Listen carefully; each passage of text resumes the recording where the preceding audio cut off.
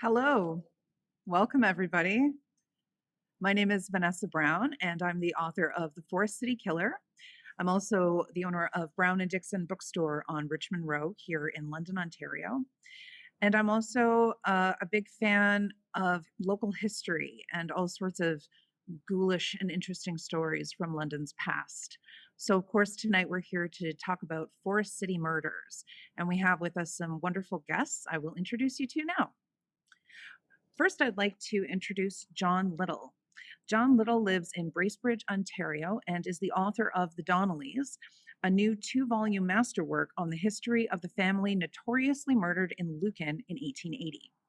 His previous work, Who Killed Tom Thompson, explores the unsolved mystery of the group of 7 painters' death. He's written over 40 books on a wide range of topics and is a contributor to the Toronto Star and Salon.com. You may have also seen him on CNN, NPR, in People Magazine, and Entertainment Weekly. Thank you for joining us, John. Well, thank you very much, Vanessa, for having me. Pleasure to be here. I'd also like to introduce Keith Ross Leckie. He is the author of Cursed, right here, Blood of the Donnellys. Hi, Keith. Keith is a Toronto writer who has worked primarily in film and television. He's also the author of The American Problem, inspired by his trip to Kandahar in 2009, and Coppermind. He was also a writer for Danger Bay, which blows my Canadian culture-loving mind, among many other productions on his IMDb page. Thanks for being here, Keith. Pleasure to be here, Vanessa. And finally, I'd like to introduce Dean Job. Oh, I just did it. Dean Job.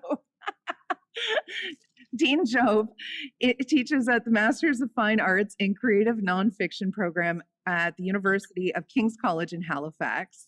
His last name is pronounced Job, not Job. He has a monthly column in Ellery Queen's mystery magazine called Stranger Than Fiction, and he specializes in true crime. He was also the recipient of the Arthur Ellis Award, among many other awards. I was on the list for the Arthur Ellis and I didn't get it, so good for you there, Dean.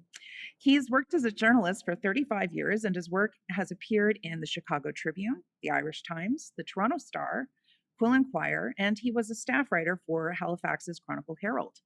He's the author of many books, including Empire of Deception, the story of Leo Koritz, who was the Bernie Madoff of the 1920s in Chicago.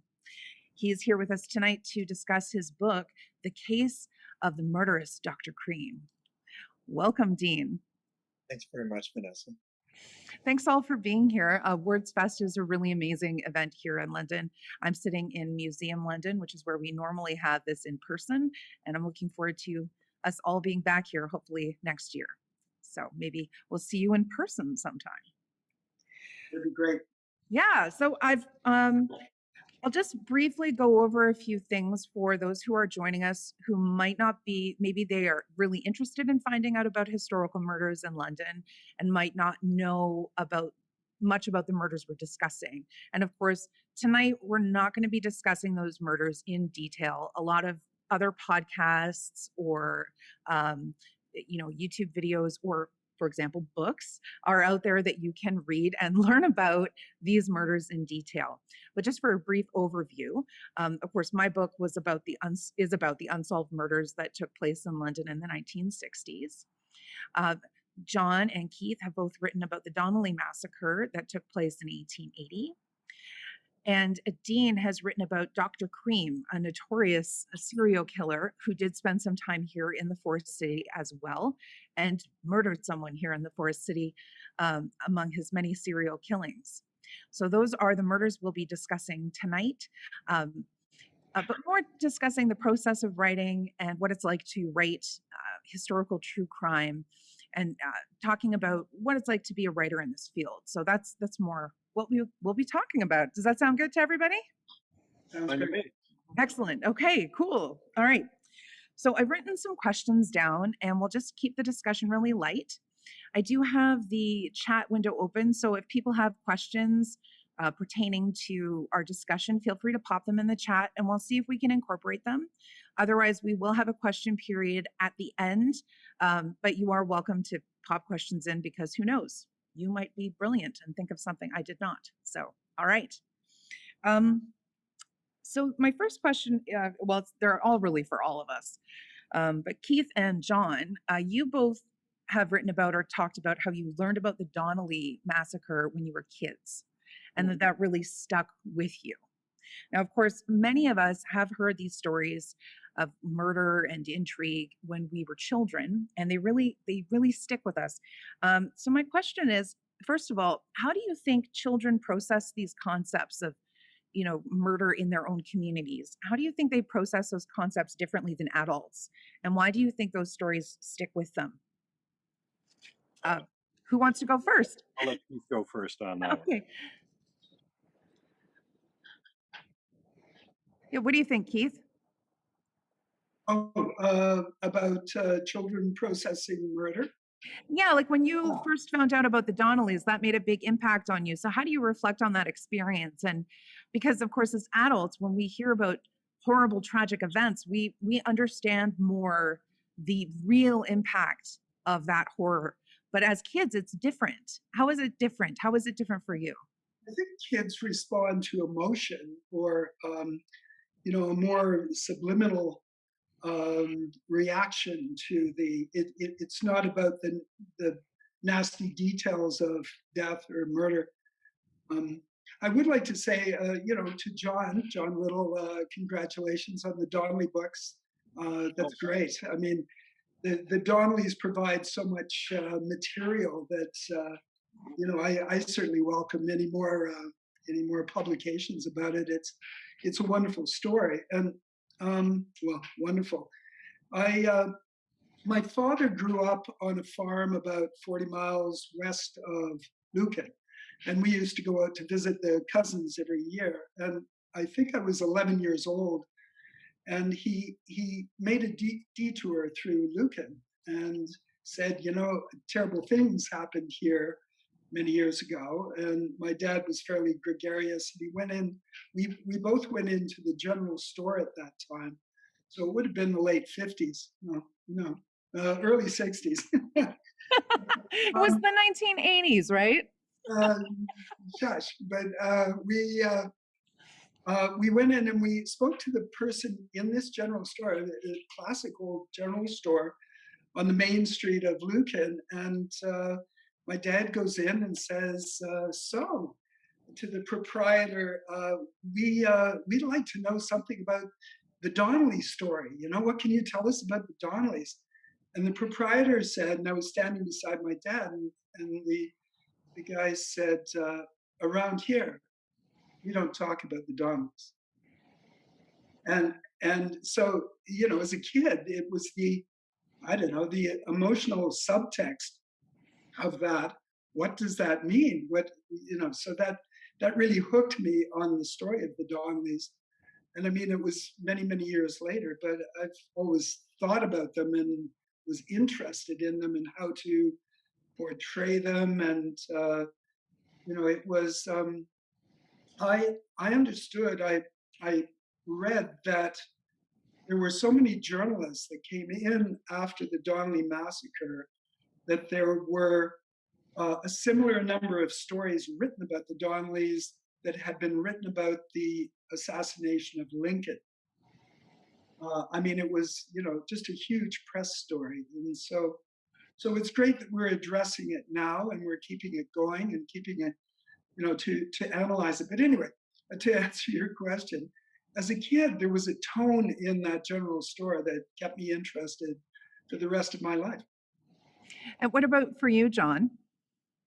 Well, I can't speak to the psychology necessarily of sort of how it resonates with children as against adults, but I mean, I can give you my experience of one, which is not that dissimilar from Keith's actually. I was probably about 6 years old, sitting at the breakfast table in where we lived in Agincourt, Ontario, and my sister Jane had come back from the school. Back in those days, you could, in order to encourage reading, you could order books. So if you wanted the Partridge Family or something like that. You could read that, and since you were interested in the subject, the belief was you'd continue to read a little more extensively and thus develop your reading skills. So anyway, she got a book, Thomas Kelly's book, The Black Dawn was, and she was, mortified by the content of it. And I was just a kid eating my cereal at the breakfast table. I said, "Well, what? Tell me, what's this about?" She said, "Well, there's a scene in it where the mother uh, wallops her son on the back of the head with a cast iron frying pan." And I was like blown away by this. Like, oh my God, I couldn't picture my mother doing that to me, but much as she may have liked to at times. But nevertheless, she went on and said that this, the way she told it, this community had risen up and killed this family. And that was all she told me. And, when you're 6 or 7, this is kind of mind blowing stuff. It's not the sort of stuff that I would be taking in school. So that stayed with me. And then, apropos Keith's anecdote, when I was in university at McMaster, my roommate said, "Hey, I live in Mitchell. Why don't you come up for the weekend?" Because we had nothing else to do. So I said, "Yeah, sure." So I went up to his parents' place in Mitchell, and when I was there, on the way up, I asked him. I said, "Isn't this somewhere near Lucan?" And that's all I remembered about the Donnelly story. Donnelly's Lucan. And he said, "Yeah, yeah, kind of." He didn't really know. And so I thought, well, I'll talk to his father. His father happened to be a lawyer in Mitchell. And the next day, again at the breakfast table, I brought up the subject and said, "Hey, is Lucan far from here?" He said, "About half an hour. Why? Are you interested in going to Lucan?" I said, "Oh yeah, I want to go there." And he goes, "Why?" I said, "Well, that's where the Donnellys were killed," which of course is false. They weren't killed in Lucan, but on the Roman line in Biddulph. But in any event, his face suddenly changed. He looked very ashen. And he said the exact same thing that the guy in the store said to Keith's dad. He said, "We don't talk about that around here." And I was like, what did I say? What was the problem? I couldn't square what the issue was, because even then it was, decades and decades in the past. So anyway, that I always remembered that. And then, I mean, the way I came to be a little more familiar with the Donnelly story, I mean, I read all the books I could get my hands on from Miller and Vizekis and Yeah, yeah. Rainey's books and his plays, and just trying to find out that obsessive part of my personality is what happened, what really happened. And so that stayed with me until I started to do my own research. But so I can't put my finger on what it is, what the difference is between processing stuff as a kid and an adult. All I know is that resonated with me then when I was a Mhm. child, and stayed with me right up until present day. Yeah, I think for those of us who call ourselves murderinos, we all have an origin story where there was something, our hometown murder story Mm. that sort of got us hooked. Dean, you've made your whole life is murder mysteries and true crime. Um, so I will ask you where you first heard about Dr. Cream, but I would like to ask you prior to that, or as part of that question, was there some sort of murder or news story or something that got you hooked into true crime? Well, my origin story is never going to be a movie compared to the two we've just heard. I guess I grew up when I was young. I was in a town too small to have murders. I think it wasn't even a town. I got hooked on true crime because I was covering court cases for as a journalist. I did the court beat for a number of years in Halifax. My background in university had been history, so the two interests came together. I became interested in recreating and retelling historical murder cases and other crimes. So it was. So I was a working journalist at the time in my 20s before I really got hooked on true crime, which uh, wasn't as pervasive as it is now. But I mean, of course, true crime has always been riveting, and yeah, so that's how I got interested. So there was no particular hometown murder or anything like that.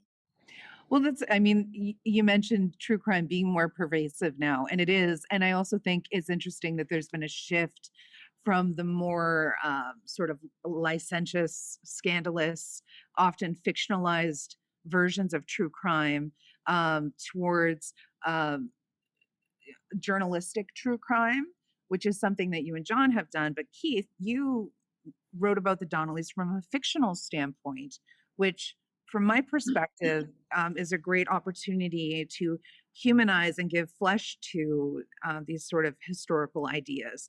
I'm wondering if you can talk to us about your choice to write about the Donnellys from a fictional standpoint. Well, I have tremendous respect for history and truth. I love Canadian content. So I did many years ago the Avril Arrow story and the Halifax explosion, which I do love history. Um, but I do believe that dramatically, and I did fictionalize the Donnellys, and there were very specific choices I made in Mhm. the books that I wrote. But you start with truth, Yeah, start with the facts, and then you work them. I say I like to start with the facts, and if you have to manipulate them a little bit for dramatic reasons, do that as long as you tell the truth of the overall story. So, as I say, there were a number of things that I changed a bit in the story to make it more dramatic and compelling. The deaths of Michael and um, of James mhm. happened actually months before the massacre, and I kind of brought them up to happen fairly close to the massacre as a build-up in the drama to the actual massacre itself of the Donnellys. And I felt that that improved the story, and it wasn't outrageously. I mean, I really do try to stick with truth, and Of course. I've written a lot of I have written a lot of true crime here in the states, and you stay with true crime because often the facts are more bizarre than you could possibly imagine. So I do start with that, try to stay with that, and manipulate the facts occasionally to make it more dramatic and compelling. Well, I think something we'll find as we discuss is something you have in common, whether you're writing about history from a fictional or non-fictional standpoint. And this is what Dean teaches: is creative nonfiction, where you're taking elements used in fiction and applying them to nonfiction, which is something I tried to do in my book as well, so that you can grip the reader. And something I found when I was reading your book, Keith, is that you still have an incredibly high standard of research. So I'm learning about, for example, concepts like the white boys and the Blackfeet. And, Yes, like one of the things that really blew my mind was Blood and Roses, the guy in the barrel getting pricked by the thorns. And I thought that's where that phrase blood and roses must come from. So there is something about fictionalizing and dramatizing history that can make it more accessible, and also make an impact on someone. So they might read a fictional account and then go further. Who knows? But regardless, I mean, it's such a compelling story. And another thing is, um, no one's, I don't think anyone's addressed the Donnellys' history in Ireland with as much depth as you did, which is something very unique about your book, and I really enjoyed. thank you. Thank you. The truth is, there's not a lot known about the Donnellys in Ireland, but I built on what was there, what I knew, and dramatized it. But again, you draw a line in the sand and you say, I'm not going to fictionalize this too much beyond the facts, because I think the facts are always fascinating, and I think truth is, people trust you as a writer if you stick to the facts and people recognize that they are truthful. Like the Rose Barrel, that's absolutely true. Rose Barrel, Tipperary, Barrel in Ontario. Yeah, that's incredible. And I think you can spot the difference in historical fiction between those that are well researched and those that aren't, especially if you have any sort of um, history knowledge. If you've gone to school or studied history in any regard, sometimes you'll pick up a historical fiction and think that's nonsense or that doesn't. I tried to watch. I won't say which one, but a historical drama that was quite the fad over COVID, and a lot of the characters were wearing polyester and nylon clothing, and I couldn't watch it because that clothing was not invented then. I'm sorry, but Regency women were not wearing these sort of fabrics, and I just couldn't watch it. So, that standard of research still has to be really high, regardless. At any rate, I've veered off tangentially. I'm just going to check in with the chat here. Lots of people discussing. Yeah, after I read Cursed, I was compelled to read more and even went to the museum. It was an amazing book and I couldn't put it down. That's wonderful praise there, Keith. Thank Yeah. you, Melissa. That is high praise. And of course, everyone here they're having their own chat about true crime. So we will let them continue to do that. Fill up that chat with all of your speculations and theories, everyone. All right.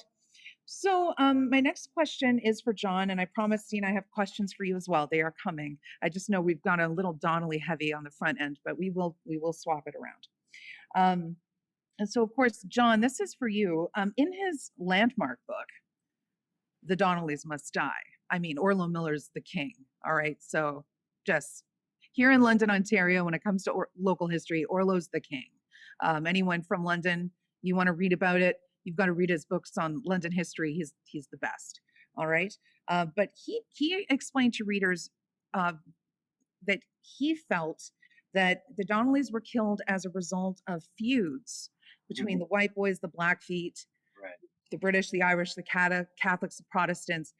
But you have a different theory. And I'm wondering if you could explain to us just briefly what your position is on that.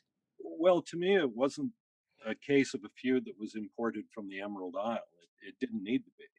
It was a local problem that was handled locally. And yes, there were religious undertones to it, no question, as there were political ones. But it was a problem that evolved and metastasized in and around Middlesex County. And even when William Donnelly was asked about Blackfeet, he had no idea what the question was about. Right. So, and that was in the London Free Press at the time. And there was a bit of back and forth, actually, interestingly enough, in the London Free Press between people that said, "Oh no, it goes back to Tipperary," and it's not even at the time. But then, if you follow that dialogue back and forth, ultimately, the one that said that it was a faction feud capitulated and said, "Well, I didn't really mean to say it was a faction feud." But I mean, when there was a sign posted at someone's well that said, if you want water, go to the Donnelly place. No Blackfeets here. Words to that effect. That was basically saying that William Donnelly and the Donnelly family hadn't thought twice about consorting with Protestants. Right. So if you love Protestants so much, go over there and hang out with them. It had nothing to do with.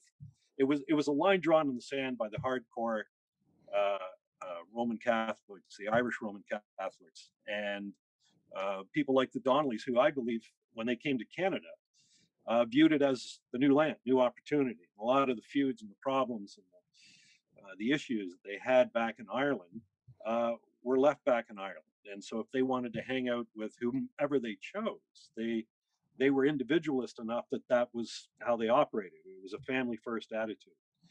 And so if their friends were Protestant, then they were going to hang out with the Protestants. And if the Catholics didn't like it, that was too bad for them. And I think it just carried over. But other people, when they come over, understandably, viewed the Donnellys when they came over as being part of the group, and that fortified the group. The more members you could get in it, the stronger your group became, and thus the better the chances for survival. And conversely, if someone who was within your group suddenly wasn't behaving and following the edicts that were laid out for the group to follow, they were viewed as a potential threat because they could weaken the group. So I don't believe it was that simplistic. There's no evidence that there were. I mean, the Donnellys consider themselves Roman Catholics first and foremost. They did. Well, because Orlo has this theory where he times the crimes with the spring and this particular festival in March. Yeah. But it was. I mean, he devoted 35 pages to that thesis, and it's an interesting thesis. But I think part of what Orlo was doing was almost a knee-jerk response to Kelly's book, which painted the Donnellys as evil and terrible. And Yeah. yes, they were killed, but the township was exasperated. It was like a mad dog; it had to be put down. And Orlo Miller actually did a little more research. Kelly's book, incidentally, was great. It was well written, and which is why it's endured since the 50s.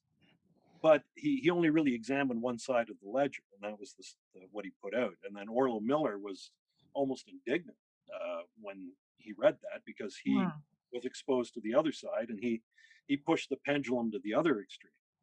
But I mean, personally, I looked. I didn't see any evidence for the white feet and the black feet, or white boys and the black feet. That sort of factionalism that was in Ireland came over, and they continued, when they were in Ontario. I just didn't see it. It was a local problem. It was handled locally, the way all local problems were back No, it's funny when we're talking about Orlo Miller, who's, as I mentioned, a total hero of mine. But Dean, we were earlier talking about your research, and you mentioned a fellow in town named Dan Brock, who's a local historian. And there's this, I don't know if it's true, but there's this story that's been passed down about Orlo Miller and Dan Brock getting into a fight at the London Middlesex Historical Society, and Dan yelling at Orlo, "You never let the facts get in the way of a good story." And I think that's true. So Orlo may have been the man, but he was also, like Francis Parkman, I think a little flexible sometimes. So um, let me move on to my next question. It's a question for each of you, and I'll let you go first, Dean. But something I noticed in all of your work is uh, there's some really gross things that happen. And I mean, we're talking about murder, so we're going to have then. that. Yeah. What's that, John? Well, if you're dealing with murder, it's pretty gross to begin with, I guess. Yeah, but these aren't they're not gunshots. They're, clubbings and horses having their tongues cut out and people spasming from strychnine and, so that only their head and heels are touching the bed. These horrible moans and or bodies that have been left for days, and the stench is so horrifying. So what I wanted to ask you, because, true crime, it gets into the horror genre a little bit. And I wanted to ask if any of you had been influenced by any horror, if there were particular maybe horror films that you like, or horror books that you have read that might have a little bit of an influence on your work. Dean, could you go first? Well, it's pretty hard to get away from murder when you're writing about Dr. Cream, who killed at least 10 people in 3 countries, including the one in London, Ontario. And it is a question. You say, to what extent are you glorifying the violence or the gore or the delusions of it?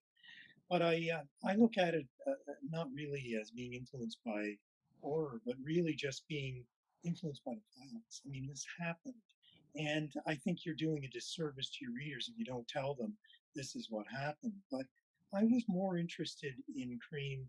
I didn't want to, I had to reconstruct his murders. I knew that. But my central question was, how did he get away with it time after time in so many places that he could have a body count of 10 by the time he was finally brought to justice? And so, in other words, the murders are only really part of the story. And that took me on a real exploration of the state of detection and policing in the Victorian era in 3 places, the state of forensics, and also the society that really denigrated or gave second-class status to Cream's victims, most of whom were women, young women, vulnerable women, and as well how he used his status as a doctor to evade and deflect suspicion. Well, you mentioned in your book the Victorian fad of true crime. And I remember personally when I was in Paris and I wanted to see the catacombs, and I remembered seeing these illustrations of Victorian women in their big dresses going down into the catacombs, which seems so ghastly and fascinating. But when you're in the catacombs, it takes about 10 seconds for you to realize you've signed up for a 40-minute walking tour surrounded by dead bodies. And it is awful. I mean, it's a fascinating experience as a writer. I'm glad I did it.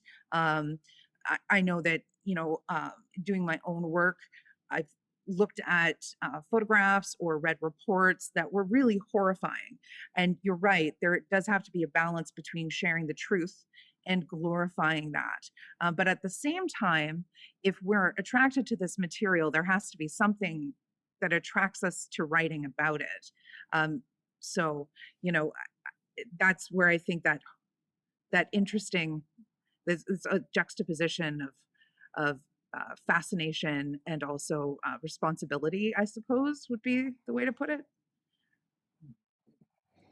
If you wanted me to talk about that, yeah, I mean, you asked me how I found Dr. Cream, and it really was reading too many books and hanging out with too many Victorian ghouls, I guess. I mean, you run into his story because it was such a sensation at the time. Um, but I really was more interested in the justice issues and how we got away with it because I knew that's true crime to me has to have that subtext. It has to have that uh, more important resonance Mhm. and really open a window on the past that we can better understand the past. So if he'd been a con man, I would have been just as interested, frankly. And my previous book was on a master swindler. So Yes, absolutely. yeah, Yeah. Well, what about you, Keith? Yours is more of a historic fiction. I imagine you have several authors that have influenced your style of writing. Um, are there any horror authors among them? Well, certainly Stephen King. I mean, Stephen King is the master. His books are, I believe, so effective because most of what what is horrific happens off screen, or much of it does. But in terms of the things that have, well, horrified me, frankly, I did do a number of movies of the week years ago in the States and Canada, and reading the court transcripts and reading the forensic reports that you do when you research something. You read them and they're very often scientific, or the questions are um, straightforward, but it conjures absolutely horrific scenes. I wrote the Russell Williams story, which was we called an officer and a murderer, and I went and saw the videos that he had recorded. I read the transcripts of the case, and it was horrific. Like that particular case, I lost sleep for nights and nights. It really gets you because it's so benign, if you will. The transcripts and the stuff that you read is so flat and benign, scientific, that you just go, oh my God, this was going on and this was so horrific. There was a case in Mississippi that I did called the Morrison Murders, and I had dinner in the house where this massacre had occurred, and I had seen the videotapes that the local sheriff had of the bodies after this horrific crime. Anyway, it's I don't know. I do like to go to the places where crime has occurred. I feel a certain aura of those places. There's an aura that lasts. I don't know if that sounds crazy, but for me, it's really important. So the Donnelly household, I've been to several times. I'm sure you, John, have gone there. The 3 miles up the Roman line from the church. Yeah. Yeah, there's like an aura there. So I mean, in terms of influence, it's the material that grabs you, and you have to try to put into you have to make sense of and make it dramatic or compelling for the audience or the reader. Right. And John, in your book as well, those really nasty details are in there. So, do you have any influence from the horror genre, or does that come from you wanting to share the story honestly, or how do you balance that out in your mind? And yes, do you have a favorite horror author or film? I honestly don't. I don't tend to read a lot of fiction. Um, to my detriment. I've always been very interested in real life, what happened, and I think mainly because in the case of the Donnellys, I see it as a human story, or as Nietzsche might say, an alter-human story. There are no clear-cut good guys and bad guys. It's a story filled with human foibles. It's a story that uh, displays some of our species' virtues and just about all of their vices. Um, and it's the scary thing to me was that this could happen again. And I think, from a philosophical backslash psychological perspective, I think we all, death is the great ineffable. We're all, it's always in the back of our minds. As soon as you become aware of mortality, you're aware that you're living on borrowed time. And so when someone is killed, that there seems to be, for most of us at least, a fascination with that. What does that mean? What does it mean to take that step? What did it mean for the victims?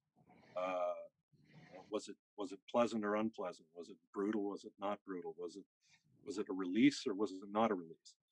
I mean, these are the foundations of any great religion, any great philosophy, and so consequently, our literature is replete with references to death, and a lot of the things we do on a daily basis is a smokescreen to not think about it, not to confront it. And it's one of the things I really liked about the concept of an Irish wake is that you're forced to deal with it. There's death. It's looking you square in the face, and it's one of the cool things about the Irish is that they look at birth and death as the two realities of life, and you have to accept both of those almost as a yin yang type of component of reality. So, in the Donnelly story, I didn't see anybody wearing white hats or black hats, but the fact that the family was wiped out. I mean, it's morbid, but it fascinated me. Why did that happen? What could affect the human psyche to the degree where people could rationalize that? And so that was my impetus anyway, at least for the Donnelly one. And of course, I grew up in a family where Tom Thompson was a big story. My dad wrote a book on Thompson in 1970 called The Tom Thompson Mystery, and he was one of 4 people that discovered a body in Algonquin Park that wasn't supposed to be there. So, as from a young age, Thompson's death and the mystery surround that was something I grew up with. And Donnelly's was just another Canadian story that had that. It made Tom Thompson look like Winnie the Pooh. Yeah, we are looking into a very dark, we're looking off the edge of a cliff into a dark chasm when we look at historical crimes. We're all intrigued by it, though. I mean, who isn't fascinated by that, ultimate reality? Yeah, and that was sort of my next talking point is that a lot of people. And it's funny, Keith, because you mentioned Canadian history. And I think something I've noticed in Canadian television in particular is as like Road to Avonlea. Sometimes we look at history with these pink goggles. And I see this all the time, especially my work focuses on the 1960s, and every boomer in the universe says that the 60s was this perfect, beautiful, nostalgic, wonderful time. Meanwhile, children in London were being scooped off the street and murdered all the time. And not just that, countless stories of abductions and assaults that I've gathered that anecdotally are probably connected as well. So, when people look at the olden times, horse and buggy, ladies in skirts, we tend to think of these people as fantasy. It's a fantasy world, like medieval knights, but I work with antique books, and I know that 150, 200 years is not a long time. So how has working with historic crime sort of changed your perspective of time? Does that change how you because these are, when you're writing, you can't research these people and write about these people with the amount of depth that you have without really coming to see them as human beings, who could really just step out and meet you. Right. But this happened, 1880. Dr. Cream was, active in the 1870s, 1880s. That's it. it somehow becomes not that long ago. Have any of you experienced anything like that? Any thoughts on that, Dean? Well, I just think that it may not be cheering to see that human nature doesn't change that much. Yeah. I mean, it was interesting, or it was I agree. fascinating to me to go back to the 1880s, 1890s, as you said, for Cream, and what he did. There was no word for it. You know, I could see in the press coverage and even in the police reports, Scotland Yard reports, they were really struggling to come to grips with this idea of the serial killer. There was no word for it. So, you know, on some levels, you are going back to a different time, but you know, you see people making policemen or coroners making very human mistakes, and you know, you see some people doing some very nasty things, and those things are with us. So, if anything, it does strip away some of that veneer of nostalgia you talked about, Vanessa. I mean, and certainly, and I think the Donnelly case would show this too. These are almost like uh, light flashbulb images are catching people at exactly the wrong time. You're getting maybe a truer picture of what's going on in society. You're not getting the PR version. These are people are caught out, and they victims may be in the wrong place at the wrong time, but often a lot of witnesses who are compelled to go to court have to talk about things they'd rather not be talking about. Well, and actually, I'm sorry, I'm going to jump in before I get to Keith and John's thoughts on this, because I do have a question as well. Keith and John, you both told these stories where someone said, "Oh, we don't talk about that." And there is something about the Canadian attitude of, you know, hiding these nasty parts of our past. We don't really like to look at them. We do have a rather cheery vision of our pioneer history. You know, we've never been racist. You know, we've never been sexist. We've never, you know, we have welfare and the social nets, and we have, you know, free healthcare. We're the beautiful cultural mosaic. So, you know, I just thought I'd add that little tidbit in as we continue discussing. Keith, do you have any thoughts? Oh, wow. Well, my background is Scots Presbyterian, and you're absolutely right. I mean, butter wouldn't apparently melt in our mouths. We were, you know, everything was very staid, and everything was covered up. And you know, as we continue through life, there was that tendency. I will agree. Um, and in Canada, I mean, in terms of law enforcement, if you compare the Canadian West to the American West, we were, you know, there were the I hate to use the word Dudley Do Right, but we did have the RCMP in there, and it was a little less Wild West than the in America. But I mean, and that's been a bit of a problem in terms of dramatizing our stories, because the American West was probably more interesting because more people died, more people killed people. So it's interesting. But what you're saying is that we cover it up, and maybe they're. Um, so what can I say about that? Just that uh, murder and mayhem in Canada. I don't know. Maybe it's the influence of the royals, but we do tend to contain it and not speak about it, which is really interesting. Vanessa, I did want to say one thing about the about Lucan, because Lucan, John, as you found, they don't want to talk about the Donnellys, but in the last few years, there is the Donnelly Museum. Yes. Donnelly Museum, and they've opened things up, and they've. It was really interesting because I did a book reading at the library on Main Street, and just across the street had been where Will Donnelly and you know Tom and a few others had this huge fight with other people, and it was at the library, and afterwards 4 couples came up to me and said, we liked your book, like what you did with the story, and could you sign the copies? And I asked, what are your names? And it was you know, the Carol and Ryder. And Whoa. some of the, I mean, the names of McLaughlin, these were all the ancestors, their ancestors had been the vigilantes, and they came. So I was really honored that they thought my rendition was pretty good.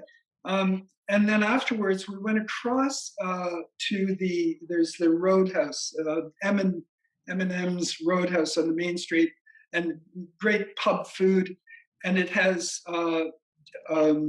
Joanna's chicken wings, and it has Will's hamburgers, and it. So they're, what I'm saying is it's really funny to watch the transition because they are now embracing the Donnelly brand. It only took 140 years. John, I can tell, John, you've got something to say, but Dean, you had a comment earlier. Oh, I was just going to jump in and say that Dr. Cream was a Scotch Presbyterian as well, Keith. So making me a little uncomfortable here. John, what do you think about how we romanticize the past and how Canadians don't like to talk about these unpleasant things? Well, I think you raised some excellent points, Vanessa. And I mean, I can speak to my own education. When I was going to public school through high school and then a university, it was never discussed. It was like Canadians were always civilized. You know, and it was boring to me, the history that it was taught, because all they talked about was the British North America Act. And so all we did was sign documents, evidently. You know, there was no, that they didn't understand that in order to get to, you know, the 21st century, there's a bridge that had to be crossed. And it was a bridge that, you know, the US put on display and on a much bigger stage than Canada did. You know, we were, you know, babes in the woods compared to the U.S. in many respects.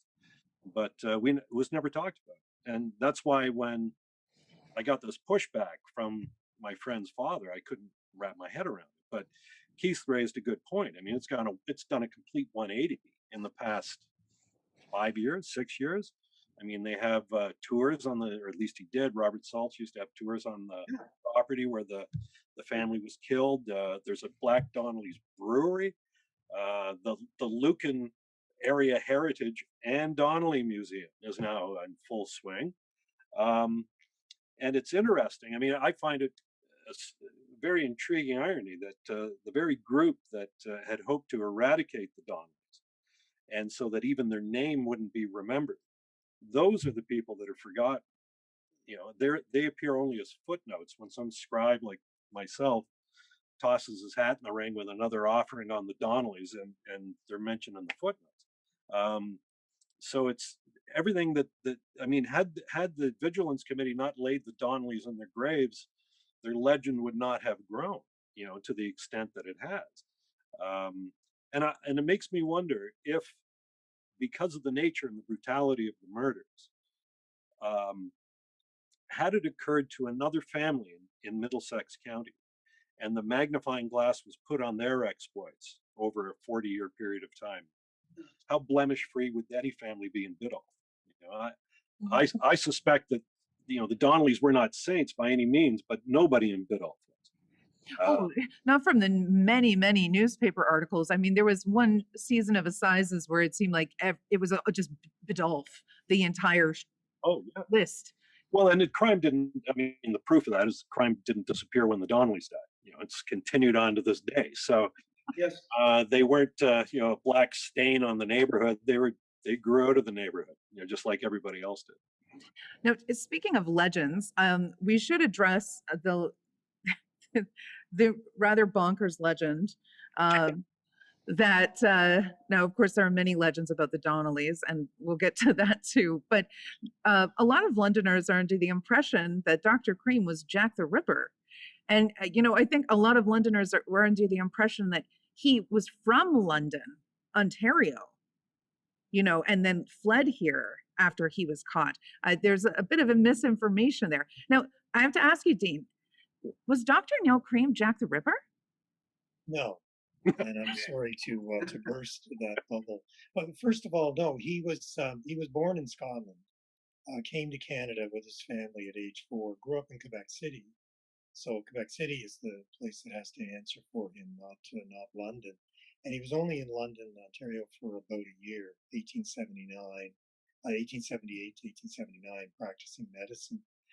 This idea that he was Jack the Ripper has I go into this in my book because I wanted to understand this because this is one of the ways he caught my eye. He would show up in these long lists of Ripper suspects, and that's really just grows out of the fact that when he ultimately gets to London, England, for his final murders, long after he was in London, Ontario, he targets sex workers. So it's like there's another Jack the Ripper on the loose, except he's using poison, not knives. Um, so there was some press comment at the time that there seemed to be similarities, but not because they thought it was the same person. Cream has a good alibi. He was in prison in Illinois for one of his murders. That's a pretty ironclad alibi. But There I are a do couple of agree- suspects in the London murders from the 60s that were in jail too. But people still bring them up all the time. Well, then a bizarre theory to try to get around this was saying, well, perhaps because his family was rich, they hired a doppelganger to serve his sentence, so he could be in London in 1888. But what I did do was trace where did this enduring idea come from, and it really all comes from a very small two-paragraph news story that ran a decade after Cream's ultimate execution, saying that his last words on the scaffold were, "I am Jack the," and then the rope cut him off, and it's total fantasy. The hangman was dead by then. The hangman, who could have taken credit perhaps for killing Jack the Ripper, never said a thing at the time. But it was picked up decades later and then just took on a life of its own. Part of my research a couple of years ago before the pandemic, I was in London, so I went on a Jack the Ripper tour, and sure enough, Cream was trotted out as a potential suspect, and so it's one of these rumor slash conspiracy theories that just seems to be impossible to totally stamp out, but he wasn't Jack the Ripper. Now, this leads me to my next question, which is a fun question. And actually, I first learned about Dr. Cream because of his connection with Jack the Ripper. He was trotted out as a character in The Lost Soul Stroll. Now, The Lost Soul Stroll was a production put on in London. It was a walking tour, and it was organized and directed by Christopher Doty, who also was the playwright responsible for the reenactments of the Donnelly trial. And actually, his life ended on the anniversary of the Donnelly massacre. So he's also very connected to the Donnellys locally. But he had written in the character of Dr. Cream, who, of course, we would meet by his offices, which are now, I believe, torn down, and near where the outhouse was, where his victim had been found. And it would be the ghost of Dr. Cream who would tell us his story. So ghosts, of course, are very connected to the Donnellys as well. And I wanted to ask each of you if you believe in ghosts and if you've ever seen a ghost. John, you go first. I'll be the resident skeptic. No, I've never seen a ghost. Not to say I haven't at times when I was younger, expanded my imagination to terrify myself that this could be the case. But I always felt that well, here's my concept on ghosts is that you always hear this story. You're in a house or they were in a house. They heard this click, click, click, click on the railing out in the hallway. And they went down to breakfast the next morning and they were told, well, it was an old admiral who used to live here and he had a cane and he'd run it over so you're telling me that the cane has a soul now, or a ghost or a spirit, it's and buttons and outfits. And so it's not just the gossamer substance that is the soul of somebody. It's the clothing, it's the shoes, and apparently it makes contact. So it's not that immaterial to begin with. So I find arguments for ghosts are bad. I know that Robert Saltz in his book, You're Never Alone, wrote a section to that on how it's haunted and, the barn is haunted and people, and they have, clairvoyants that come out and they feel these presences and that. But I'm sorry to say that I've never had the experience. So it's like a religious experience. Unfortunately, I'm the great unwashed. Oh, John. Well, what about you, Keith? Do you believe in ghosts? And have you ever experienced a ghost? I have never experienced a ghost, but I have listened to some compelling witnesses who have, and so it's about keeping your mind open. I mean, asking if you believe in ghosts is a little like asking if there's an afterlife. And I think we all want to believe that there's something after we die. We've just been talking about these grisly murders. And I think so. There's a natural human tendency to want to believe that there is an afterlife, and then you can believe in ghosts. So um, I would be surprised if most people don't have a few percentage points saying maybe there are ghosts. Maybe and I do myself try to keep an open mind. I mean, um, just as I say, listening to witnesses who have seen the darn things, including my wife. Mind you, she's Irish, so there's no telling. But yeah, I guess that's my answer. And what about you, Dean? So I'll have to be the journalism skeptic, a bit like like John. But this has got me a little worried. I guess what I'll say is I'll believe if Dr. Cream actually sues me for anything in my book, then I'll be a believer. But until then, no. Well, this is a great advantage you all have is that you wrote about dead people and you can't libel a dead person. So very smart, very smart. I had to spend a lot of time sitting with a lawyer going over my book because I wrote about living people. Next time I should write about the dead. But the great thing about writing about newer history is that you can sit down and partake in that oral history. Although, as we know from our discussion, oral history seems to go down generations after generations after generations if the story is notorious enough. Now, we also, Keith, you had mentioned about getting a feeling for a place. And that feeling you get when you're in that specific location. You all traveled for your writing. Now, I've done this myself, and I think there's once you know something horrible happened somewhere, I think you do have a tendency to be creeped out by that place a lot more than you would have been otherwise. A creek in the woods becomes a body dumping site, and now I can sense the presence of a spirit. Whereas if I had not known that and come here 5 years ago, I would never have thought it was creepy. I would have thought it was a beautiful stream in a forest. So but could you each just briefly talk about your travels and the impact of being in a physical location when writing about historic crime? And Dean, I guess I'd like to ask you about that first because I think, was it that there was a house on Queen's Ave? It was a white Victorian house. And I thought that was the house where Dr. Cream's office had been, but I might have been wrong. It's since been torn down. Can you speak to that? Well, he lived on Queens Ave. But his office was, I believe, there's a closed theater there now. It's just a few doors down from Clarence on Dundas. And That's right. yeah, and I'm sorry, I can't remember the name of the theater. Dan Brock would have told me at the There, time. well, there was the Capitol Theater there, and there was a Lowe's. Yeah, but it's as near as I could tell from my research, it was there. And no, I think it's really essential to go to places. You really, I mean, you should go there anyway for the materials, and unless it's only a few scraps of paper at some obscure library or archive, that isn't worth the trip. But if it's to, I went to the London Room, I went to the University of Western Ontario Archives. I wanted to also see the lay of the land in London and Chicago, where Cream killed it as well, London, England. I wanted to be in the Quebec City, wanted to see whatever might still remain. And it may not be a lot, but courthouses are one thing that often do endure.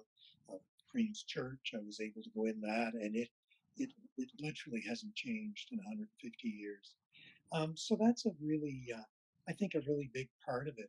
And of course, today, and with the pandemic, maybe the closest we can get is Google Street View, Mm. and that can be a way to scout out and maybe kind of cheat things, but it's still essential to go. And I found that out even before Google Street View because I was on a street with my swindler in Chicago growing up, his neighborhood, and I was just walking around, and but I looked down from the buildings because in front of me at various places were plaques describing the history of the neighborhood. And I'd never found a book with this information, never found it online. So it just reinforced to me that even though I could see these places through a screen, it's really important to go there and see what else is around and be able to put things on the planet or on the ground through your experience. What about for you, Keith? Well, as I mentioned, I find it very important to go to the scene of the crime or the body dump or wherever it is. There's a number of examples. Russell Williams, I went to the house where he had basically tortured and murdered a woman, and it was a fairly benign little cottage outside of Tweed. And I felt this weird aura. I swear, and maybe it's my Irish wife's influence, but I felt something there, and it was not great. It was David Milgaard. I went to where Larry Fisher had killed the nurse that Milgaard was accused of and convicted of, and was eventually found that it wasn't him at all. He was exonerated. But I went to the exact spot with transcripts and forensics and knew exactly where, and the fence was there. Everything was there as it had been. Same was true of Christine Jessup's body. I went there.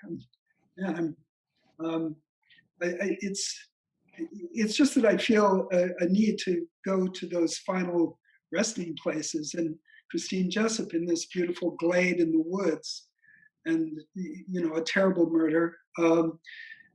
Finally, I went up to a place that I'd been wanting to go for years after hearing of, and eventually it was done. Well, I did it as a book, Coppermine.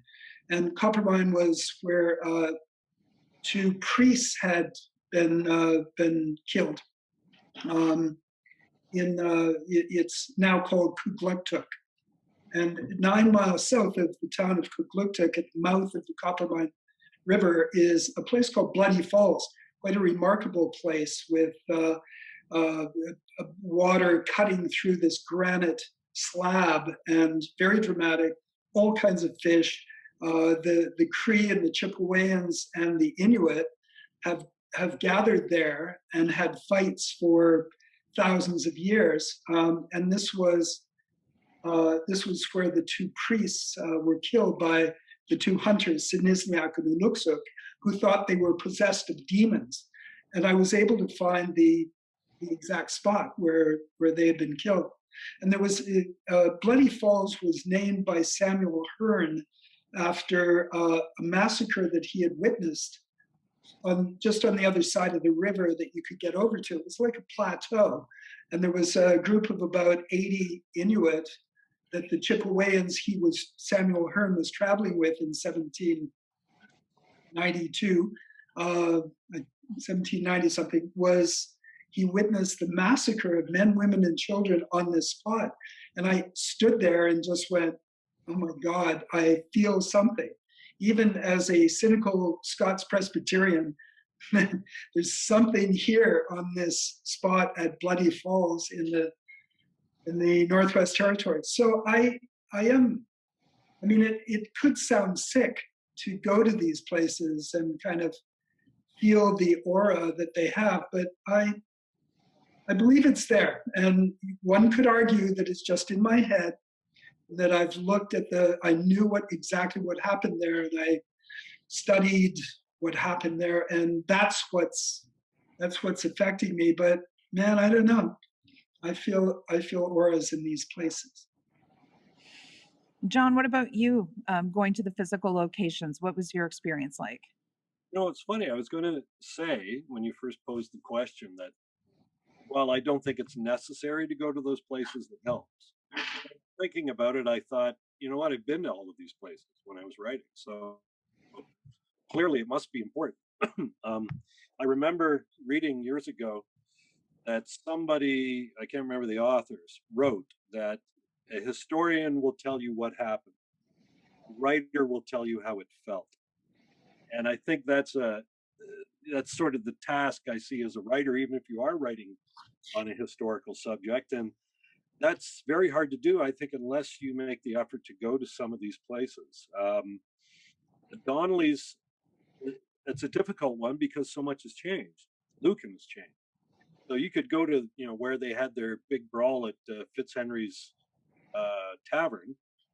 The tavern's not there, and now the roads are paved, and there's concrete and steel and neon, and it doesn't resemble anything what the Donnelly saw. And yet, when you walk the Roman line, that hasn't changed very much in 140 years. Mhm. So there is that feeling. And when you go to the Salts property, where the flagstones that marked the location of the original farmhouse reside, and the two, I think, chestnut or beechnut trees that William Donnelly had planted at the front.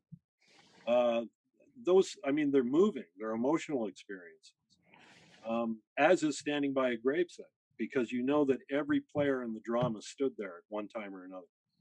And, the survivors and the victims and the killers all were in that cemetery, all went to St. Patrick. The Tom Thompson story, when I wrote that, was, I mean, it's it's what made my first impulse reply nonsensical now when I think about it, because I was so obsessed with it. I had to go to that area. Algonquin Park hasn't changed that much because it's preserved. It's grown over a lot. So, I could stand where Tom Thompson was when he painted a painting and see what he saw. But I believe that Thompson had been killed, that he'd been murdered. And consequently, I've had 2 expeditions up there with divers in Canoe Lake looking for something, because I know what he had in his canoe when it went over, that will let us know where the dump site is. And I'm still obsessed with that. And it's, I don't know, it's a bit of a sickness sometimes when you're a writer, because you obsess on things. And, the reality is you can't step back there. You're not going back in the past. You're seeing similar things that people saw in some instances, but I remember I did a documentary on the locations where Bruce Lee made his movies. We were in Thailand, Rome, Hong Kong. And, I was a huge Bruce Lee fan when I was a kid. So this was like a religious experience for me to set foot on where the ground that he walked on. But it's funny, when I came away from it, it was nothing happened. It was cool to see, but magic wasn't there. Well, I hear you. I absolutely know what it's like to be obsessed with a subject, and also to feel a connection when you go to a certain place and feel compelled to go to those places. Keith, when you talked about going to see where Christine Jessup's body was found, particularly that resonates with me. And also, I know a lot of Londoners or people who know the Donnelly story feel compelled to go to Lucan and see the place for themselves.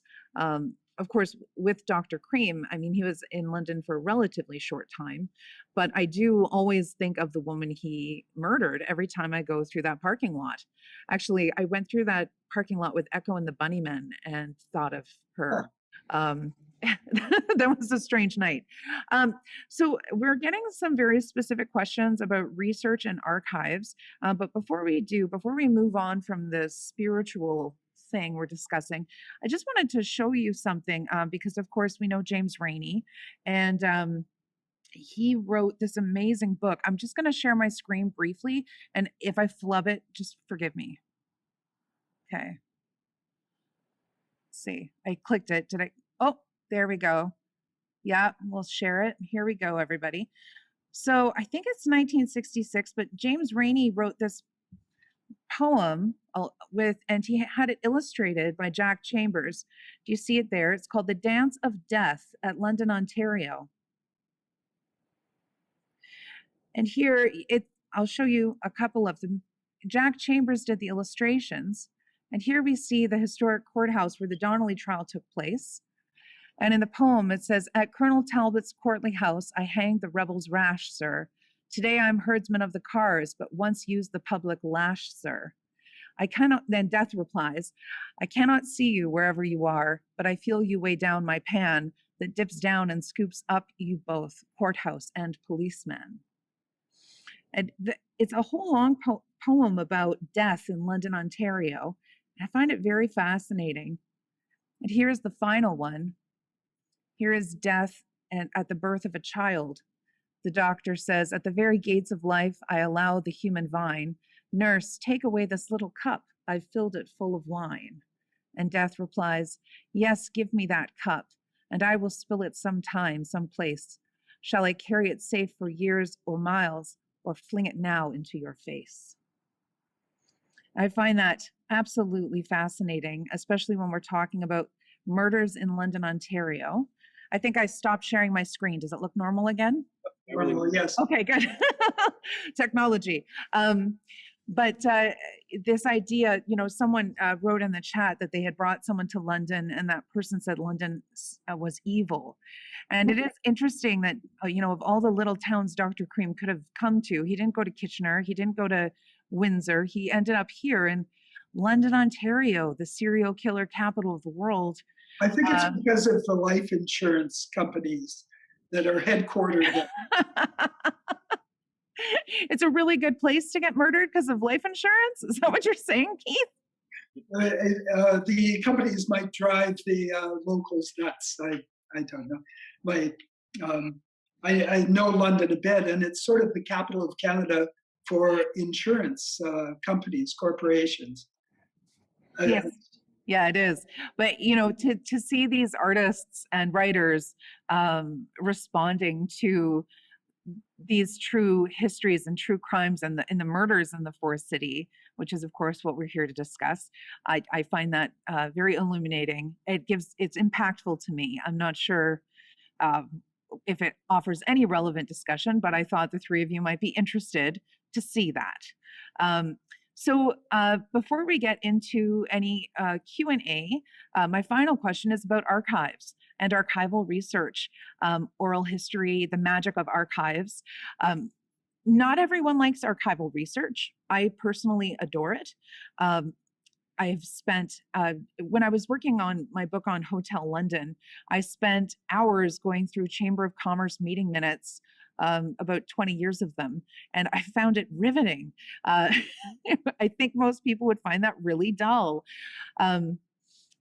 So I'd like to know about your experience working with archives, and I guess it's sort of a general discussion question. So however, we're coming to a point in the discussion where I should probably move along to answering questions from the audience. But, I think that's something we've all shared, is doing this kind of research, having those amazing discoveries.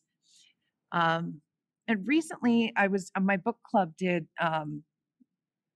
The Donnellys Must Die. And we were talking about how when Orlo Miller was researching the Donnellys, he wasn't working with microfiche. He wasn't working with a digital database or any sort of, maybe a handwritten index, but very different finding aids. He would have been looking at real copies of the London Advertiser and real copies of the London Free Press from the 1800s. So, there's something, one of you, I was researching, I think it might have been John, was talking about becoming obsessed with finding primary source material. Was it you, John? Yeah, absolutely. Yeah. So talk to me about your experience in archives. Did you find something amazing at the bottom of a banker's box?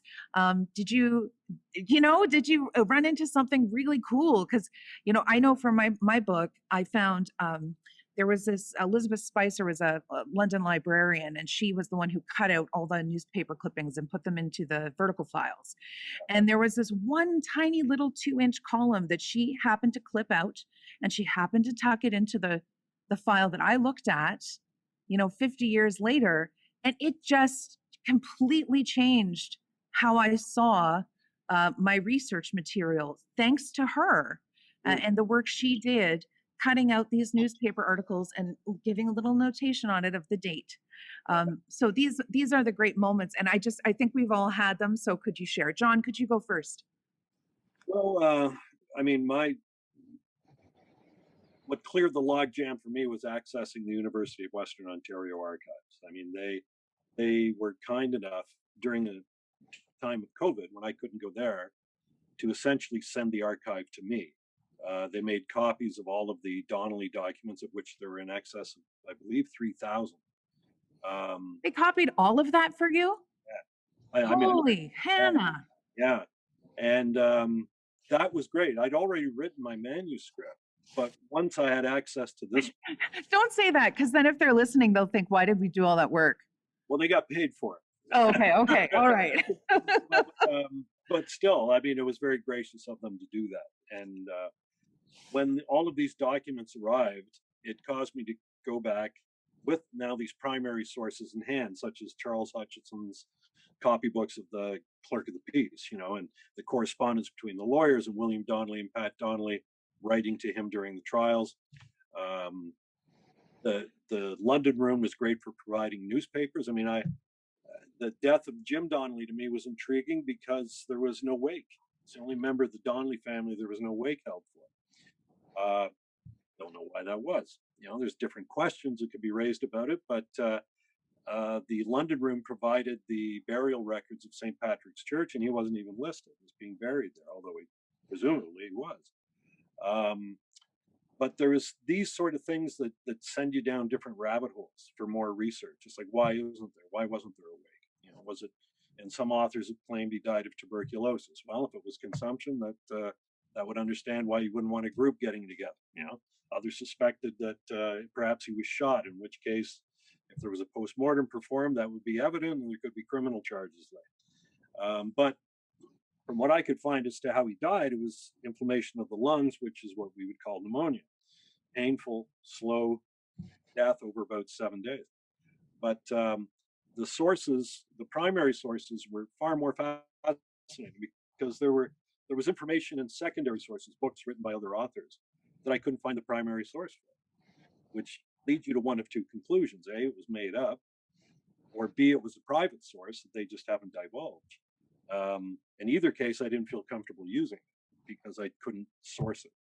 I know when I was researching books I wrote on Bruce Lee, I had the benefit of being able to have full access to his archive. And what was kind of cool there was he had this massive library. He had about 2,500 books on everything from art and dance, martial arts, obviously, and conditioning, philosophy, psychology. And what I'd do is I'd crack open one of the books, and he would have been the last one to hold it. And there's marginalia, something he's written in the margin about a passage that he read that impacted him. And suddenly you have an insight into a person's psyche all of a sudden. So, I mean, I went through every book, and like you said, there was a scrap of paper in one where he'd made a notation. That had been, no one knew about it for 50 years or 40 years, whenever it was I looked through it. But so yeah, the primary sources to me are obviously the closer you get to the time it happened, the closer you are to probably truth. There were some cases where newspaper accounts were published at the time, during the time of the trial, where there was stuff published that was completely false. So proximity doesn't necessarily mean accuracy.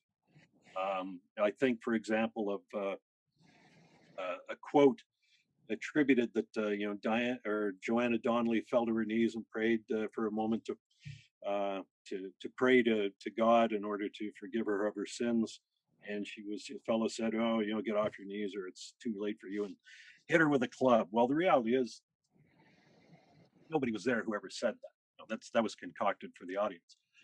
Johnny O'Connor was the only one who ever spoke about what happened in the house that night, and he never mentioned it. And I don't think the vigilance needed to have a dialogue. They knew what they were doing. It was just a question of carrying out an action, and that's what they did. So I may have veered off your question here. No, that's okay. It's interesting you mentioned that because, of course, Keith uses that moment in his book for very dramatic effect, connecting Johnny O'Connor and this rock that Johanna has brought with her from Ireland. And it sort of becomes a symbol of the stoic rock nature of the family, the indefatigable Donnellys. So, there we have an example of it being passed on into for dramatic effect, which is exactly what you're saying it was used It for. was written at the time for dramatic effect. Exactly, exactly. Newspaper columnists knew who their audience was. And no drama sold, and there was a lot of things. The same with the death of the Donnelly family dog. How often have we read that? There was a dog's head near the stove, and it was a terrible thing.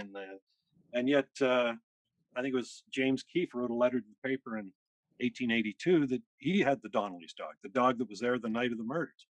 Well, it couldn't have been killed and had its head cut off and then trotted down the laneway to live with James Keefe. We have some contradictions there, but it played well. If one newspaper was sympathetic to the murders, or in terms of the Donnelly family being murdered, they played it up that this was horrendous. Oh, and if someone wants to know about media bias, you hear people crying. Yeah. People cry about this all the time now, about, oh, the liberal media is biased. You've seen nothing unless you've read a 19th century newspaper. Like, the idea of journalistic integrity is a fairly modern idea. Back then was very common. I mean, William Donnelly was a master at spinning the press, and so were his enemies in the Vigilance Committee. And they came out and definitely tried to put their spin right, because the jury still needed to be selected and they wanted to influence the decision. So this spinning of the press is nothing new. Now, Keith, did you have any? Now, you've mentioned some of your other journalistic work as well. Can you tell us about archives and how you've enjoyed them, and if you've had a moment of excitement discovering something? Yes, as a matter of fact, on a book I wrote, Coppermine, about two Inuit hunters, Nisnyak and Inuksuk, who come across two oblate ministers, rather priests, and they've not seen white men before, and the priests behave in an aggressive way, and they think they're possessed of demons, and they kill them and eat their livers. And these Nisnyak and Inuksuk are then apprehended 3 years later by a lone RCM, Northwest Mounted Police officer, and they accompany him voluntarily back to Edmonton to stand trial. So that's the story. But the two Oblate missionaries, there were letters in archives that I was able to read, but there's an Oblate museum in Regina, and I went there personally. I'd been to Yellowknife, I went to Regina, and Father Rouvière, you're going to draw me into telling the whole story. But anyway, Father Rouvière. I'm not drawing you anywhere, Keith. It's up to you, man. One of the priests who was killed, had kept a diary, and they were becoming desperate. They were starving to death. They were traveling, trying to pull this sleigh 2 or 3 kilometers a day, and they were desperate. They were starving to death, basically, and they came across the Inuit hunters, Nisnyak and Inuksuk, and they held their rifles on them and made them haul their sleigh south so they could get to where there was a cabin and hopefully survive. And so with the guns, in any case, Father Rouvière had written this handwritten diary about their last 2 weeks before they encountered Nisnyak and Inuksuk. And then the night that they had encountered them and they camped together, he wrote another page. And that was found beside their bodies 3 years later, frozen and preserved.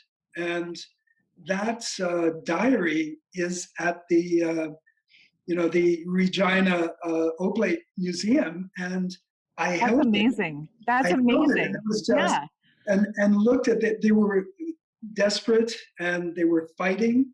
They did not like each other as people, and as priests who were trying to spread the word, and they were absolutely desperate. and they, Snizniak and Ulukzuk, thought that they were going to be killed. So, but anyway, so I got to read that document, and it was holding it in my hands was somewhat like visiting the murder site. You feel that aura and that power and that intimacy with the character, and that was my experience. I mean, I go to archives. I have been to archives all the time, but that was the most powerful one. That's amazing. I think it really speaks volumes to know that these archivists and librarians, and we've mentioned the London Room, they were the ones who provided me with the images of the Jack Chambers and James Rainey work that I shared with you. These are the people who preserve our history. It'll be interesting to see what happens with the digital world, how our history is preserved. I think I don't envy the true crime writers and journalists of the future. I know for myself, researching the murders in London in the 1960s, I was able to handle the diary of one of the victims, and that definitely helped me feel connected to her as a person and humanized her. And Dean, your murderer, Dr. Cream, he was also a blackmailer. He's fascinating. So did you get to actually handle any, or I don't know if they let you handle them, but the letters that he had sent people to blackmail them, or any of the other primary documents? Well, yes, I had an experience very much like Keith's. As you said, Cream had this thing where either to deflect attention or some really clumsy attempts to accuse others of his crimes and threaten to blackmail him. This was actually something he started in London, Ontario, on his second murder and continued throughout his career. And when I was doing my research in London at the archives, the National Archives there, there's a Scotland Yard file on Cream. It's a voluminous file. And in going through that, yes, I came across these letters, and I recognized Cream's very distinctive handwriting. And it's quite a feeling to realize that these aren't facsimiles, these aren't photocopies. The actual letters preserved on cardstock, which was starting to crumble around the edge, but had all been pasted there, and 120, 30 years later, you can still handle and see these things. Yeah, it's quite amazing. And what John said about it's really important something like this, especially a story that's been told many times, to go back to the original materials, to avoid those layers of pathology and compounded errors that have been picked up and have accrued over the years. And um, I find it useful to look at secondary work, but but I tend to go like John with the what was said at the time as being closer to the truth. And but one thing I did find in Cream's case in London is, much to my surprise, I could find no reference to the actual coroner's inquest into the death of this young woman whose body was found in the outhouse, as you said, Vanessa. And no one had consulted it. And believe it or not, it took me about 2 or 3 minutes online to find it, and to find the reference number for it in the Archives of Ontario. So I was very happy when I went there to look through that. And again, it just shows that just because a story's been told in the past or been told many times doesn't mean there aren't still a trove of materials out there that have been missed. Yeah, John, do you have a comment about that? You're shaking your head like you have a thought. Oh, I just agree 100% with what Dean said. Yeah, I can't top it. That you're absolutely right. And yeah, the primary sources are your best way to go, and it's. I think we've all probably read books that were based on secondary sources, and as Dean said, they just compound the errors of the past, and usually you get a much clearer picture of the chronology of what happened, when it happened, and consequently, you can, if you go to enough primary sources, when you read something like a newspaper, even account back then, you can tell when it's ringing true or not, or whether they're playing to their crowd, and I certainly saw that with the Donnellys. I mean, I was pretty naive when I started my research because I assumed a newspaper was a newspaper. It was going to be objective and report objectively, and that was not the case. I believe the the London Free Press was a conservative organ, and the Advertiser was more a liberal organ, or liberal conservative as they were called back then. Or no, they were Reform was the equivalent of what the liberal was. So once you kind of had your antenna up for a certain taint, unless there was a direct quote in the document, you had every right to raise an eyebrow. There was a great anecdote. I'm sure Keith has read it as well in his research. But anyone who's read Kelly's book, there's this magnificent scene where it's like something out of the Magnificent Seven. You know, you got the Donnelly men all stand up to a mob of 17 and rout them in the street and make them take to their heels. There's just no evidence for it. You know, it's a hell of a saga. You know, it's like the Magnificent Seven or the Magnificent Eight if you include the father. But there's no evidence. And Kelly doesn't provide it. He says it was a woman from BC who told him. Well, maybe she did, but it's a hell of a story. You know, and that's why he put it in his book. But at the time when you look at the primary sources and you see the litigation that was going on, it was just madness. Everybody, and if there was one thing, even perjury was a big one. I mean, William Donnelly got Rhodey Kennedy on a real technicality because Rhodey Kennedy claimed that Tom Donnelly approached him and told him he wanted to burn down Flanagan's stable. And William Donnelly said, well, that's perjury because Flanagan doesn't own the stable. He rents it from somebody. Work. Little technicalities. It was an interesting gambit by William Donnelly, but it paid off. So there's just like these, you look at that and you look at the fact that everybody was so litigious, amazingly litigious back then. Because it was one thing to hit somebody and you could hurt him for the moment, but if you could bleed his finances out in a legal battle, you could hurt him for years. So it was a preferred way to, stick the knife in. But I just found that particular story of Kelly's, which had remained with me since I was a kid, was probably fictitious. The archives are so important. I don't think people realize how much of their pop culture, the music they like, the authors they read, the film and television they consume, would just not be at the quality it is if it wasn't for people nerding out over acid-free paper folders and bankers boxes in a climate-controlled warehouse.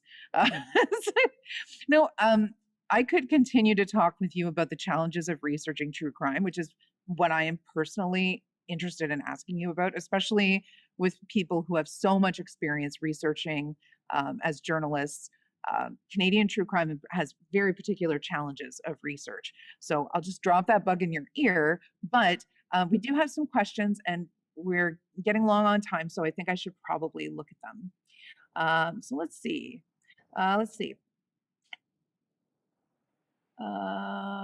Sorry, just a sec. There's something about Thomas Kelly signing a movie option with Stanley Kubrick in 1957. Someone's asking if we know about that. John or Keith, have you heard anything about Stanley Kubrick working on a Donnelly film? No, never have. Okay. The same person is asking, the Dewey Decimal System categorizes Kelly's book as nonfiction. Do you think it should be recategorized as fiction? I can offer my opinion. My opinion is no, because a lot of it's factual. He does put his prejudice clearly shows in the writing, and as I mentioned before, it's a well-written book. But a lot of the incidents that he mentions in it are true. Right. So it's not a work of fiction. He didn't create it out of whole cloth, and create some scenario that never ever occurred. There's some that you can raise an eyebrow over, but even then it's like, I don't really know. He's not showing his cards, so you don't know how much is true or not. So I for one am not, wearing the shoes to judge him on that. What do you think, Keith? Well, I think I would deem it fiction in that it is inspired by true events or by a true story. But fiction allows you more freedom to tell the story and make it an effective story. I certainly respect what John does, and that is to try to get at the real story. But in terms of Kelly, well, just based on the scene that you described with the Donnellys driving away 14 guys, I don't know if that's true or not, but I don't know. Kelly's interpretation of the whole Donnelly thing. I mean, I like to write true stories, but I call them fiction. All of I think it's just a question of definition, and I would say it is fiction based on true events. Interesting. Okay, that's still a hot debate topic. Now, this question's for you, Dean, and I think I'd like to suggest a possible answer to this. But the question is regarding Dr. Cream. Given the lack of forensics and how easy it was to change your name and leave no digital footprint, I'm amazed they caught anyone. How did Scotland Yard, the RCMP, etc., compare notes with other precincts, towns to connect crimes committed by the same person? Now, of course, it's interesting because we actually have a lower hit rate for solving crimes now than we did then, percentage wise. They actually caught more murderers in the early 20th century and late 19th century than they do now. That's partly because they could just go on their gut and say, I know that guy did it, even though I don't have any evidence. But in the Dr. Cream book, it seems to me that Jarvis sort of does that for the police. Would you agree with that, Dean? Oh, yes, and Jarvis is a Scotland Yard detective sent to North America, but only after Scotland Yard realizes that a fellow they have in custody that they believe has murdered up to as many as 4 women in London, England, named Dr. Thomas Neal, is actually Dr. Thomas Neal Cream. As the questioner mentioned, he simply dropped his surname and went by his first and second name, and that's how he was able to morph into someone else. Record keeping was rudimentary. This is pre-fingerprint era. There was very little to link him to his crimes, and Scotland Yard only took the step of sending Jarvis to actually, and thankfully for me, because it gave me a character who was investigating these earlier murders, including the one in London, Ontario, and he was there. He actually unearthed a lot of material for Scotland Yard, but all after the fact, and only because newspapers in North America, Canada, and the United States were starting to make the connection that Thomas Neal was Thomas Neal Cream, and that's the first Scotland Yard realized that someone they thought had killed 4 times had actually killed as many as 10. But he had to physically go from one location to another, like you did researching the book. And that's the only way that these different authorities found out that there were connections with this one guy. That's right, and some of the people he talked to had never come forward with their suspicions.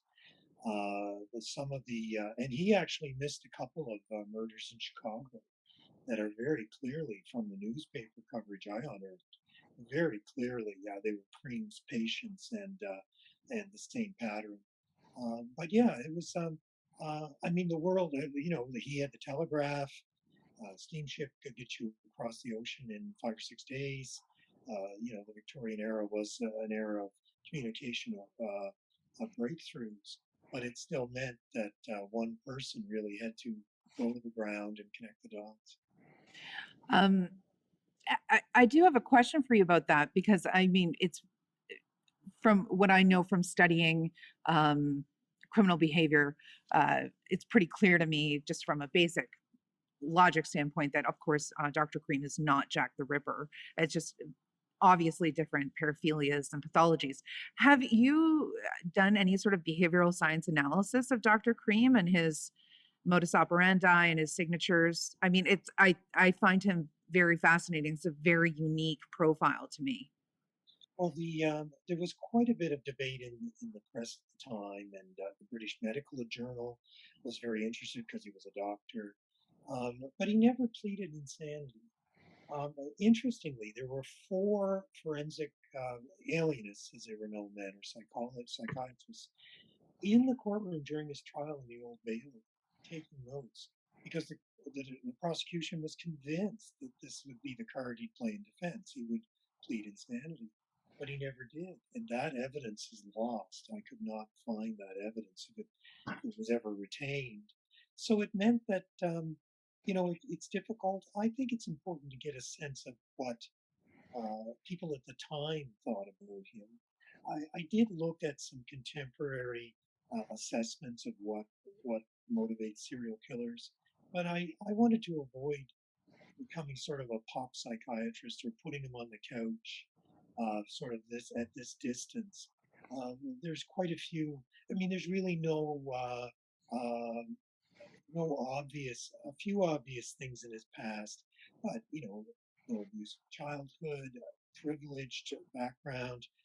He certainly had a self-centered and a narcissistic streak that would maybe suggest the kind of cold-blooded, calculating killer he could become. Oh, Dean, someone's asking if you can turn up your volume. Are you able to do that? I don't think I can. No. All right, well, that's fine. Just Yeah. shout. Okay, I will. It's interesting because you have Jarvis. In my book, I have Detective Alsop, who helps create this narrative. And in the Donnellys, we have Will Donnelly, who's always the protagonist to me. And is it Jimmy or Johnny O'Connor? Johnny O'Connor. Johnny O'Connor. And these are all people who almost by chance become involved and give us this narrative viewpoint to structure our stories around. Now, there is another question, though, that's about court transcripts and about how we can write historical fiction with or without court transcripts. Now, I know for myself, the official word is that all the court transcripts I wanted are lost. What that really means is that they're in the archives of Ontario with no reference number. And I can't find them unless I go through all the court transcripts from that period in the archives of Ontario, which I don't know if they would even let me do, and I have not done. So I wrote, fortunately, in my situation, the opening and closing statements of the most important trial in my book were printed in full in the local press, and there was daily coverage. And I got to speak to the reporter who reported on it, which was amazing. But did any of you, of course, there's the Donnelly transcripts are available and have been recreated as a play. And Dean, did you have the transcripts for Dr. Cream's hearings as well? Well, the coroner's inquest in London, Ontario, yeah, because I dug it out of the archive. The Old Bailey trial transcript is actually available online. His trial in 1892, his final trial.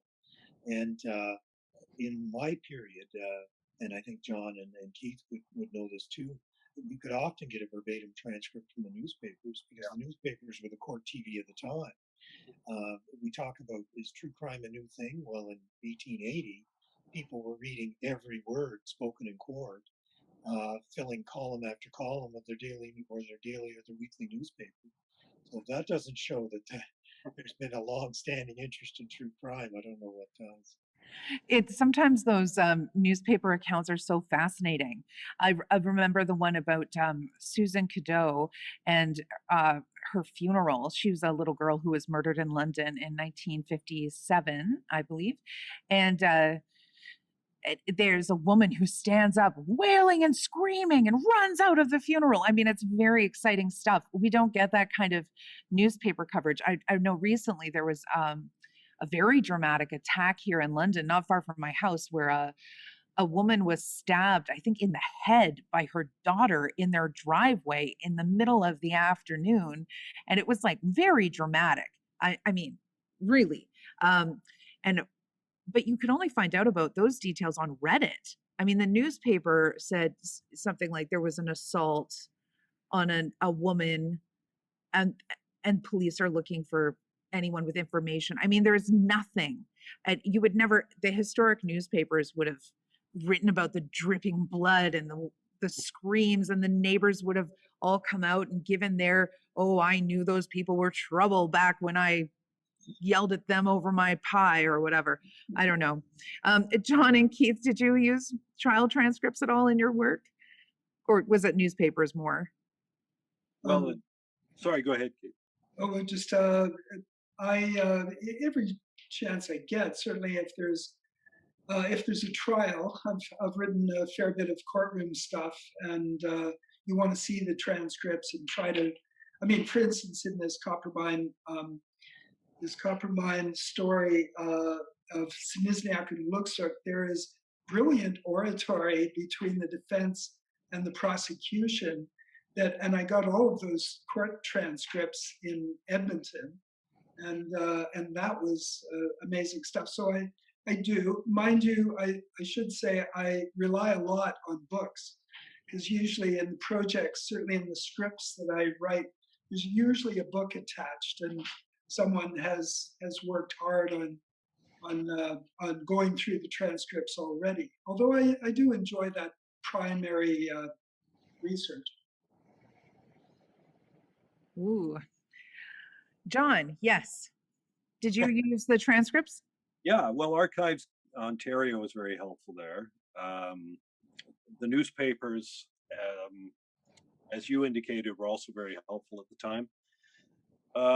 And even some of the regional newspapers, like in Waterford, where Mike Donnelly was killed, there was a transcript of the testimony from the witnesses to his death, as in addition to the actual court transcripts. So it was nice to match those, and fortunately, in all instances, they reported accurately.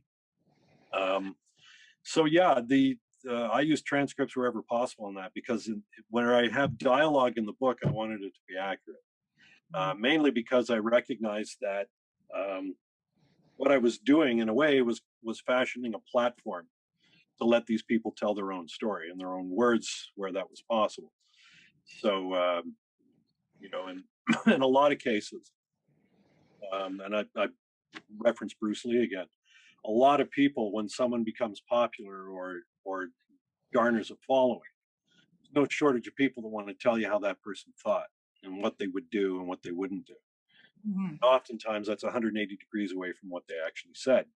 So, in the case of the Donnellys, not only did I want to give them a voice and how their story was told, but also their enemies, because in truth, I wasn't there, and I don't view the story as a white hat and black hat story. I see it as a story of ostensibly good people that ended up doing bad things. So, and the scary part is it could happen again, if the right set of circumstances came upon us. So I felt it was important to hear not only from the Donnellys, but from their adversaries. James Carroll, for example, he had written a letter to the paper. He was quoted in court transcripts. And it's just far too easy to paint someone as a villain, and someone as a hero or a victim, and but you don't do justice to the story that way. Yeah, absolutely.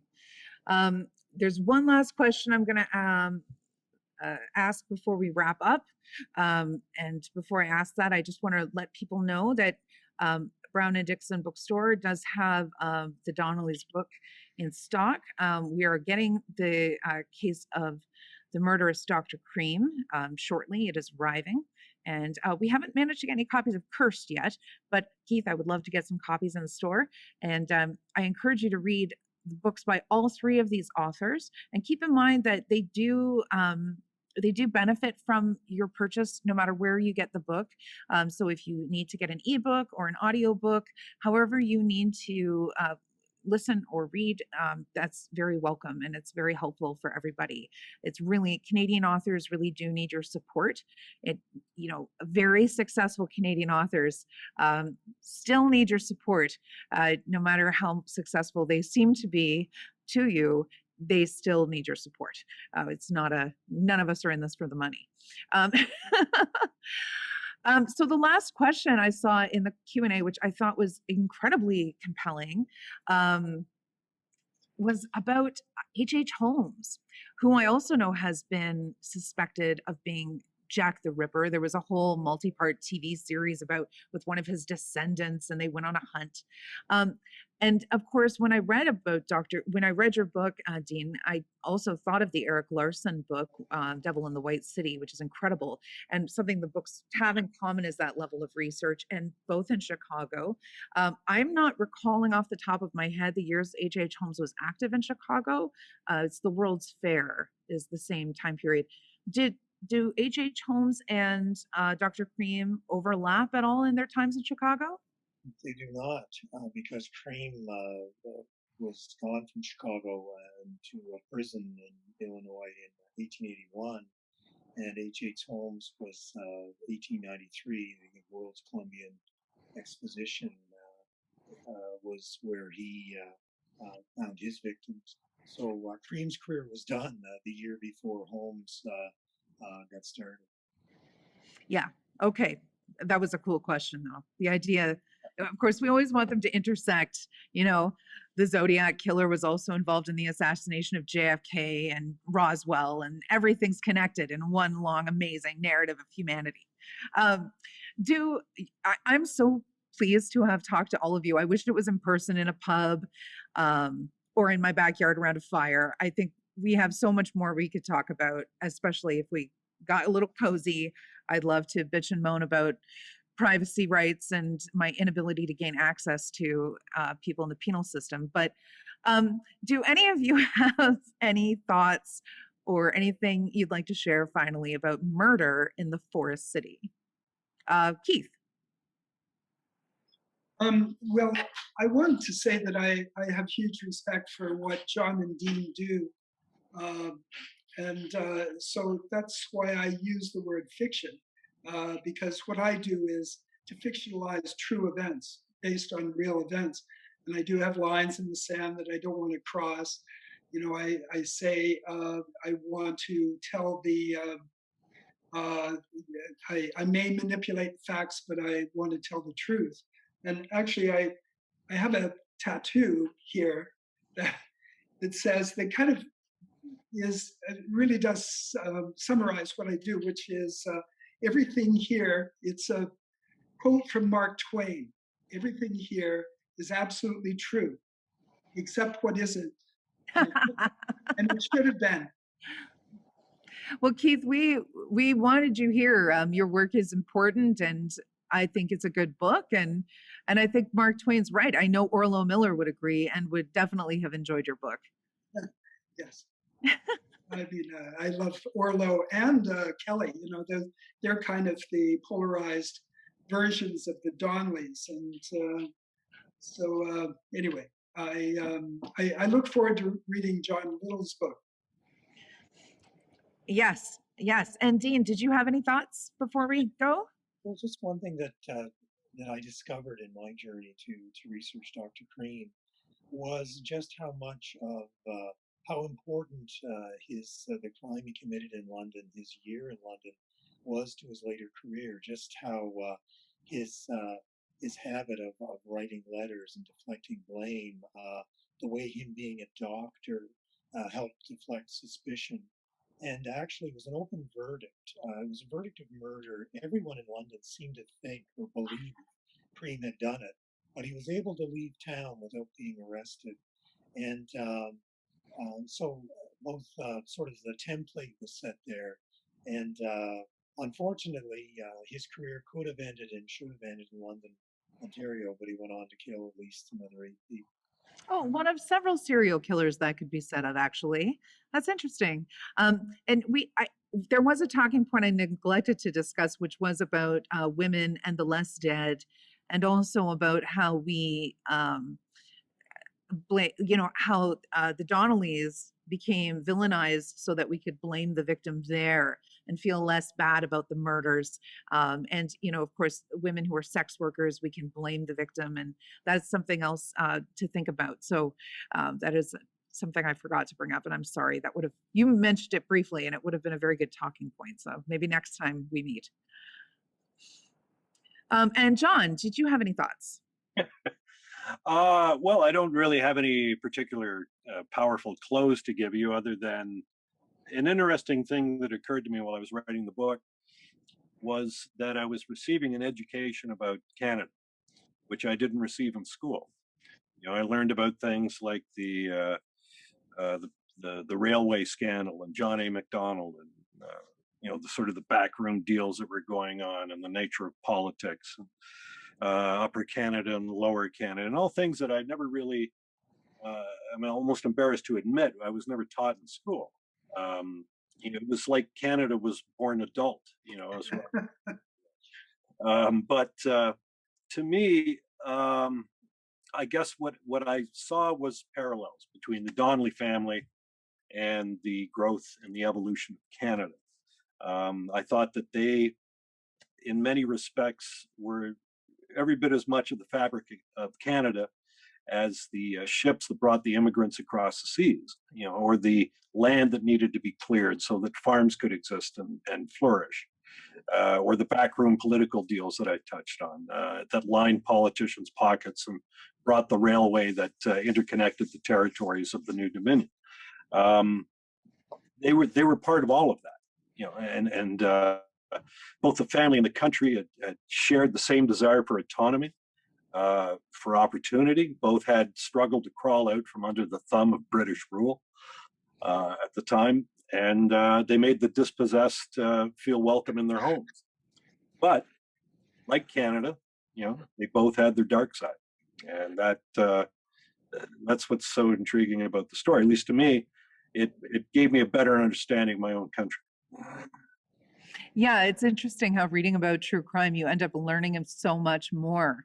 I really found all of your books fascinating for learning about history. These crimes give us a little entry point. So that's amazing. Sorry, what was that, John? Say that again. It was a Joseph Campbell moment for me. I won't bore you, but he made the reference to Indra's net in Hindu mythology, where there's this vast net that's thrown over the universe, and in every joint of the net there is a jewel. And Joseph Campbell said that the belief it was a metaphor, and that if you look deeply into any one jewel, you look into it deeply enough, you'll see reflected in it every other jewel in the universe.